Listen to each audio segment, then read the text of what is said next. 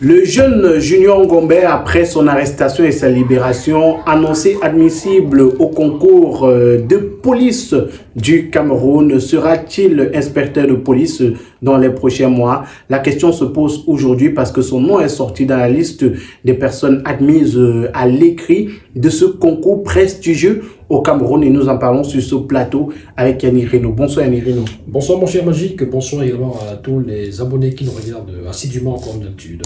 Bonsoir chers abonnés et bienvenue dans ce nouveau contenu sur votre chaîne On Air Média. Nous parlons de Junior Ngombe, l'activiste, mais avant, nous vous donnons la possibilité de communiquer sur notre chaîne à travers bien sûr le numéro de téléphone plus 237 697 82 49 50. N'hésitez surtout pas à nous contacter par appel ou par WhatsApp si vous voulez faire la publicité de vos produits ou alors vos services. Yannick Reno, Junior Ngombe annoncé admissible au concours de police. Bonne ou mauvaise nouvelle pour le jeune? Sous le prisme de l'ambition et de la carrière, de l'avenir d'un jeune qui est en quête d'un meilleur lendemain, c'est une bonne nouvelle. C'est une très bonne, une excellente nouvelle même. C'est-à-dire que, enfin, il a, parce que vous savez, dans certaines vidéos, il a dénoncé un tout petit peu ce phénomène, voilà, une sorte de tri ou de faveur qui pouvait être faite pour dans certains concours, pour certaines personnes, et le fait que certains types de personnes, certaines catégories de personnes, justement, ne réussissent pas toujours à certains types de concours. Donc, je pense que c'est une bonne nouvelle pour un jeune qui est en quête d'avenir, d'un meilleur lendemain, d'une carrière. On a comme envie de dire que finalement, les dieux ont écouté ses prières et l'ont exaucé. Donc, maintenant, de quel Dieu s'agit-il? Là est toute la question. Mais on connaît quand même ce qui s'est passé avec les vidéos de Junior Ngombe, le contexte de son arrestation, de sa libération. Est-ce que ça aurait pu jouer un rôle dans son admissibilité dans ce concours? Raison pour laquelle je demande justement de quel Dieu on parle. C'est-à-dire que si les dieux ont exaucé sa prière, de quel Dieu s'agit-il? Le bon Dieu, je veux dire, le bon Dieu qui est là au ciel et qui voit vos souffrances et qui à un moment donné dit stop, tu arrêtes de souffrir et des bonnes choses vont arriver dans ta vie. Ou alors, les dieux, ceux qui tiennent les manettes, ceux qui peuvent décider de ce qu'ils veulent et ceux qui peuvent faire de vous voilà, ce que vous désirez, ou alors ce dont vous rêviez. Et bon, voilà, il y a beaucoup de théories qui circulent en tout cas sur la toile, et pas seulement, par rapport à cette affaire. Et je ne sais pas s'il faut absolument qu'on essaie de les évoquer, pour que nos internautes comprennent un peu de quoi on parle. Vous savez, c'est bien, dans ce genre de situation, dans ce type de cas de figure, rien n'est exclu. Rien n'est exclu parce que beaucoup de choses peuvent se passer. Beaucoup de choses peuvent se passer.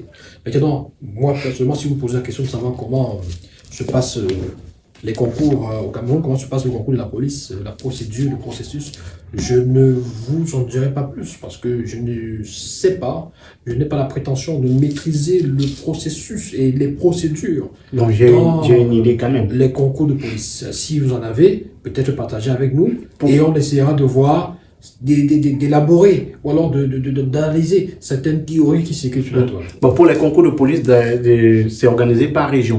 Donc, vous avez différentes régions.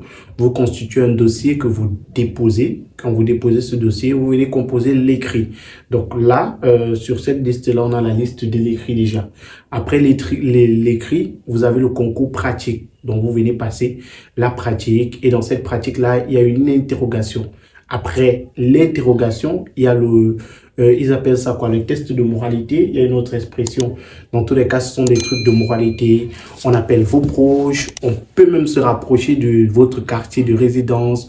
On pose des questions sur vous. Et enfin, il y a la liste définitive qui est sortie. Donc, Junior Ngombe a passé la première étape.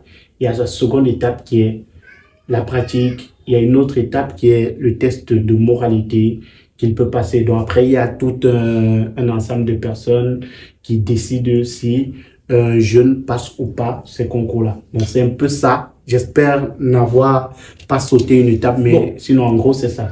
Vous avez besoin d'eau potable, vous désirez réaliser des forages, des puits ou installer des châteaux pour avoir une eau potable d'excellente qualité? Alors désormais, faites confiance à l'entreprise Muebou Forage pour tous vos problèmes d'approvisionnement en eau potable. Muebou Forage, c'est la réalisation des forages d'eau potable dans vos domiciles ou en entreprise, la construction et l'installation des châteaux d'eau, la construction des puits aménagés, la plomberie générale, l'adduction en eau potable, la vente, l'installation et maintenance des pompes, motopompes et des suppresseurs. C'est aussi un service de maintenance et d'entretien. Actuellement, c'est la grande promotion chez Muebou Forage. Vous avez la possibilité de réaliser vos forages à des prix vraiment dérisoires, des prix cadeaux. Waouh! Alors, n'hésitez plus, que vous soyez à Douala ou dans une autre ville, nos équipes se déplacent pour réaliser vos forages. Contactez Muebou Forage au numéro suivant 670 83 20 13 et le 698 60 65 52 ou via notre adresse email muebouforage@gmail.com.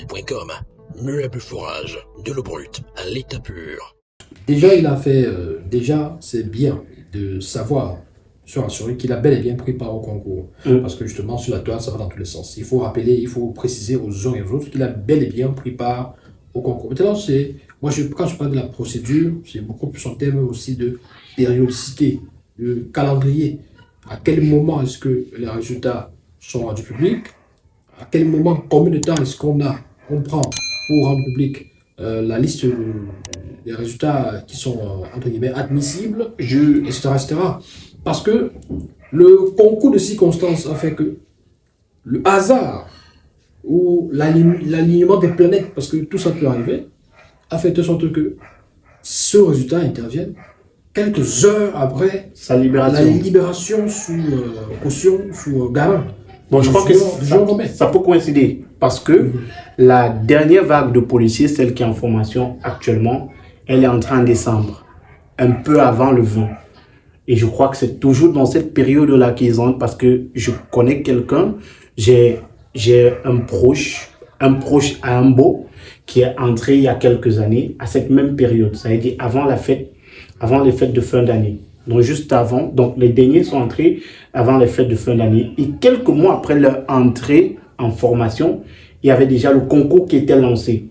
Donc quand on lance le concours, le temps de faire les dossiers, je pense que ça prend 3 semaines ou ça prend plus de 3 semaines dans tous les cas.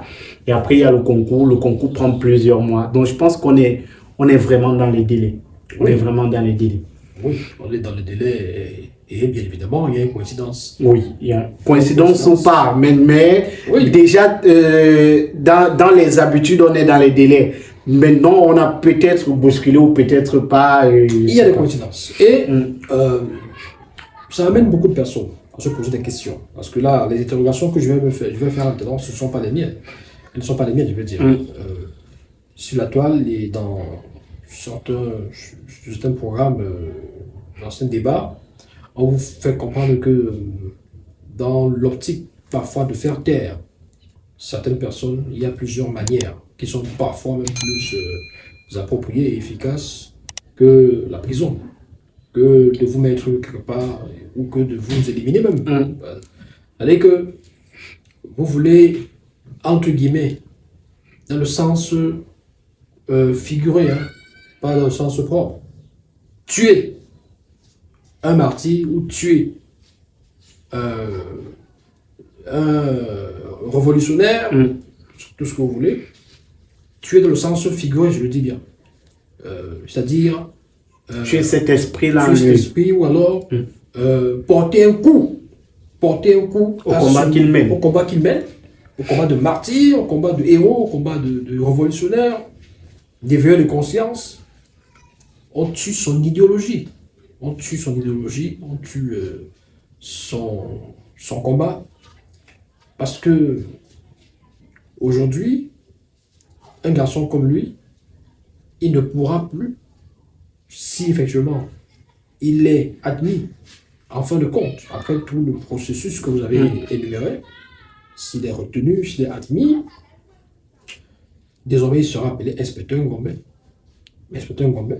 Et dans cette optique-là, l'inspecteur Ngombe ne pourra plus prendre la parole sur la place publique pour s'attaquer au régime ou s'attaquer à l'État qu'il est censé servir en tant que fonctionnaire de police. Un inspecteur de police, c'est un fonctionnaire de police. Donc, il ne peut plus, il ne pourra plus. Sauf si vous allez me dire qu'on verra le tout premier policier en fonction qui passera son temps à faire des vidéos contre le système qu'il emploie, contre le régime qu'il emploie, contre l'État qu'il emploie.